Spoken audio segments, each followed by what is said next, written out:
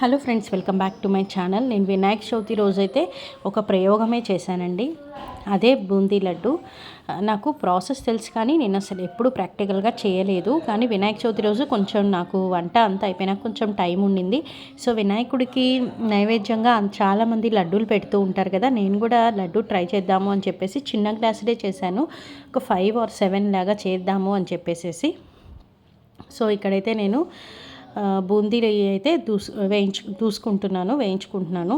బూందీ లడ్డు చేయడానికి బూందీ ఎక్కువ వేయకూడదు కదా, కొంచెం లైట్గా క్రిస్పీగా అవ్వగానే తీసేసేయాలి, సాఫ్ట్గానే ఉండాలి. ఇక్కడ నేను చేసిన మిస్టేక్ ఏంటంటే ఇంతవరకు వేసి ఆపేయాల్సింది. ఇంకొంచెం పిండి ఉంది అని చెప్పేసి ఆ మిగిలిన బూందీ కూడా దూసి వేసేసాను. ఒక 5 minutes కొంచెం గోరువెచ్చగా అయ్యే వరకు పక్కన పెట్టేసరికి ఇలా పొడి పొడిగా అయింది. ఆ తర్వాత ఇందులో నేను జీడిపప్పు, కిస్మిస్ కూడా వేసుకున్నాను. నెయ్యి కొంచెం వేసుకొని ఇలా కొంచెం గట్టిగా ప్రెస్ చేసుకుంటే కానీ లడ్డు అవ్వలేదు. మేబీ నేను కొంచెం బూందీ ఎక్కువ వేసుంటాను, అందుకే ఇలా అయింది అనుకుంటున్నాను. నెక్స్ట్ టైం చేసినప్పుడు పర్ఫెక్ట్ కొలతలతో చేసి నేను వీడియో కూడా పోస్ట్ చేస్తాను. ఎక్కడ మిస్టేక్ చేశాననేది అప్పుడైతే తెలుస్తుంది కదా.